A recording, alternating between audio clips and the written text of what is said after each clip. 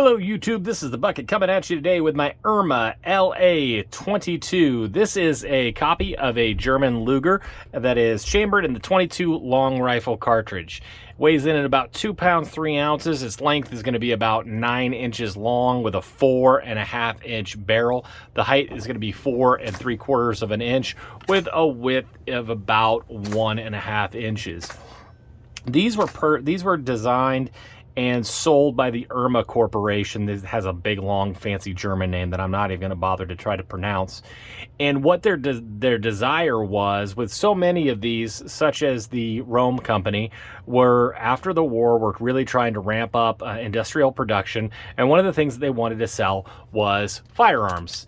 And the Erma Corporation came up with this. And they had had some history with producing some arms and some different products for military purposes, for kind of training. And they were known for doing inserts to allow other guns to be able to fire to 22s.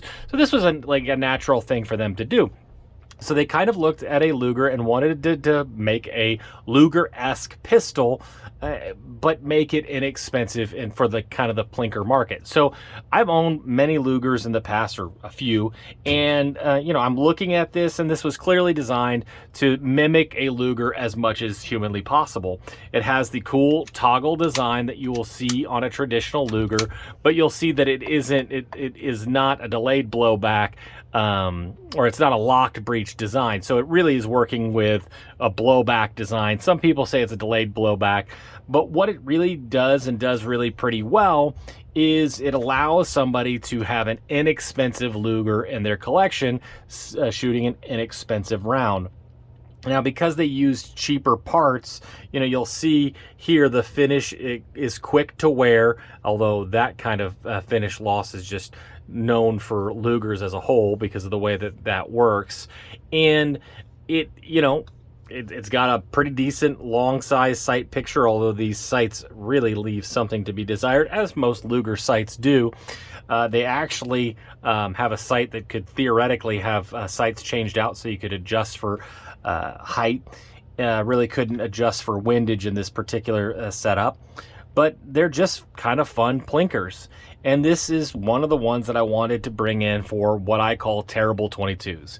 These are guns that are designed and kind of have a bad reputation for a lot of different reasons, and kind of want to bring them to you to say, what is this really good for? Well, it's good for having a gun that looks like another gun, that kind of can give you that nostalgia of the Luger pistol. The Luger style magazines, it feels like a Luger. It has that weight to it. And let's face it, it's just a lot of fun to plink with.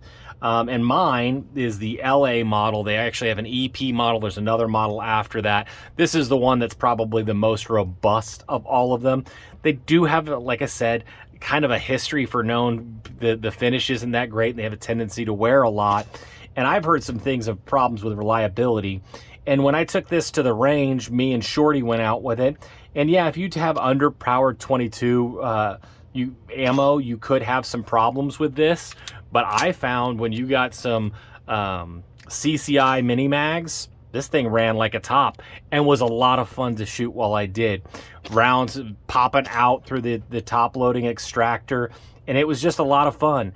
And you know what? When you took your time and slowed and really decided to aim and focus in on the sights, it really worked out pretty well. And Shorty, who's kind of new to the gun world and is not maybe a big historical gun guy, he kept coming back to it and wanted to shoot it more and more and more. And he was actually taking pictures of it to try to find one for himself. And on the used market at a gun show, you're probably going to find these for right around $300. And sometimes you can find them a little bit cheaper. And if you pick it up knowing that you're going to have, 22 long rifle in a semi-automatic pistol is going to be problematic for reliability no matter what. Just the nature of the round itself. So if you know you're going to be clearing some malfunctions, and you know that you're going to, have to buy just the right type of ammunition, and you may have to fiddle with the mags to get them to just feed just right, that can be fun. That can be really an enjoyable thing. And like I said, quick firing doing mag dumps with this was a lot of fun. So if you're at the gun show, or if you're at a pawn shop and you see one of these Erma Luger pistols and think to yourself, well, I can't afford $1,200 for a brand new Luger, or a World War II Luger, or even a pre-war Luger, but I can afford this $250, $300 Luger, you know, you're going to take it to the range and you're going to have a lot of fun with it. And it's just going to be something that you can really, really enjoy. And it has the little flourishes that look like a World War I or World War II Luger, and be at that price point that maybe you can afford, and you can afford, and not really break the bank with it. So I'll be honest with you, I'm going to enjoy firing this gun for a long time. I'm going to take it out to the range and plink with it, and this terrible 22 is one that I'll be proud to have in my collection. If you have any comments that you want to put, please put them in the description below. All the likes, the shares are really appreciated.